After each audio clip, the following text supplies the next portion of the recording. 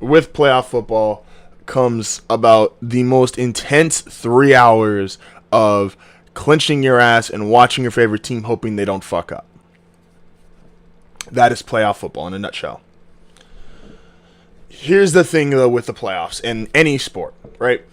There is the team that wins, the champion, and they are celebrated, they are revered, and then there's everybody who didn't make it, and those fans just end up making up excuses and end up making up reasons why, oh, well, if this had happened, would have done here, or if this had happened, would have done this, deflated football here, Spygate that, right? But here's the truest thing, and it played out so elegantly over this weekend, and it doesn't always happen to such a T. There is an X amount of a luck factor in the NFL, and it's even portrayed in the fact of the football is shaped in such a way that it's not supposed to bounce the same way twice, right? Like, so there's literally a luck X factor in these games. But every team that played this last weekend is exactly who we thought they were. The Chiefs and Titans, right? That's where I'm going to start. How did that game start? The Chiefs came out gung-ho, got up 21-3. They were firing on all cylinders. Travis Kelce was making plays. Tyreek Hill was making plays. Kareem Hunt was scoring. Alex Smith looked like a Pro Bowl quarterback. And then what happened? Oh, the Titans, who have been all year this kind of methodical, they just hang around, they run the ball, they even run the ball into mediocrity, and sometimes, like, you could make the case, they run the ball so much, and they stay with the run even when they're down, and it's not super exciting, it's not super high flying, but they stick to their guns, and they just keep chipping away at you. What did the Chiefs do? That high flying start to the season, beating the Patriots, getting off to a 5-0 start. And then they came back down to earth because they started to have their inconsistency show up. Kareem Hunt was great in the beginning of that game. He was not great at the end of that game. So what happened? Just like their seasons, Tennessee kept grounding and pounding its way into a playoff spot, while Kansas City simply fell into a division title. Thus, the final score, 22-21, the Titans and Chiefs were exactly who we thought they were.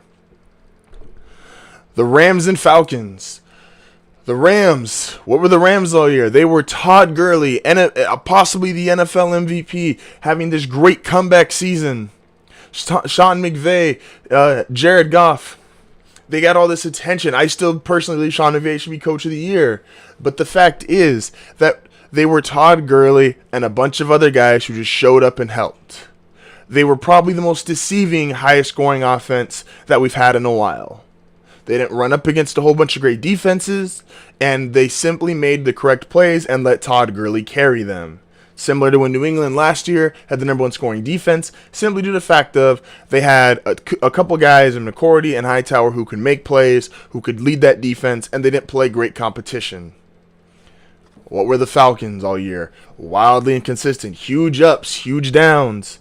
And the Falcons simply had a huge up weekend. Todd Gurley still put up his numbers. Not enough of the Rams players showed up. The Falcons played on their high, and they're probably going to get blown out in the following week.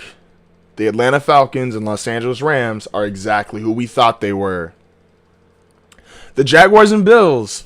Well, this is the most clear example of they are who we thought they were. Where's that Dennis Green clip? I'm going to insert that Dennis Green clip. They are who we thought they were.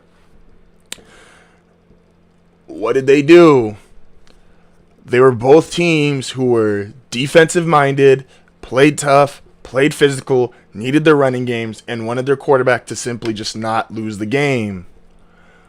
Well, Blake Bortles and Tyrod Taylor both tried to lose the game. The Jaguars simply made one more play. And the Jaguars and Bills played this 10-3, boring, tough, physical, defensive-minded football game. And they are both exactly who we thought they were. The Saints and Panthers. The Saints couldn't run. I would have been saying all year, the Saints did something that is so brilliant when they're successful, which is they turn Drew Brees into a second option. They have a good defense, they have a great running game, and Drew Brees is simply there. What was Cam Newton all year? Slow start, inconsistent, finished strong, got into the playoffs. What did the Panthers do? Started inconsistent, slow start, strong finish. Cam was inconsistent. and they found a way to make a late push, but didn't quite get there, because even though they did hold the Saints running game and keep that in check, and even their defense wasn't on par and their defense wasn't playing up to their potential, they got to go to their second option, Hall of Famer Drew Brees at quarterback. The Carolina Panthers and New Orleans Saints are exactly who we thought they were. See, we as fans, and I do this too, so I'm not coming from some high moral ground and just saying, oh, you guys are all wrong and I'm right and this is how it works. No, we as fans, we love to complain when our team doesn't win. We love to say, oh, well, if this player was here, or if this had happened during the season, oh, well, if we'd won this Week 9 game, we would have had a bye, and we would have been the 2 seed, and we wouldn't have actually lost that weekend. The fact is, the majority of these teams are exactly what they are. The Chiefs started strong, finished terribly. Titans just kept mucking, kept putting it together, finished the way they finished. The Rams, Todd Gurley had his 100 yards, I think 150 scrimmage yards, and there just wasn't enough. The Falcons, wildly inconsistent, just looked great. Now there's people talking about, because they're about to go to the Eagles and they're going to have one of the biggest favorites. They're probably losing to the Eagles. I'm going to put it here first. I'm going to call it here first. The Falcons are absolutely losing to the Eagles, because they're not going to get up the same way they got up for this game. The Jaguars and Bills, no one wanted to see either of those teams, and those teams are exactly what they thought they were. They were tough, defensive-minded, but a boring football game, which is why it ended up 10-3, and neither quarterback is really a playoff quarterback. The Saints and Panthers, Cam Newton had moments of brilliance. He had moments of, like I said, I made the comment, maybe Cam drinks before the game. Maybe he had one shot too many. Drew Brees, his running game wasn't there, and he was like, all right, guys, well, if we can't run the ball this week, I got us.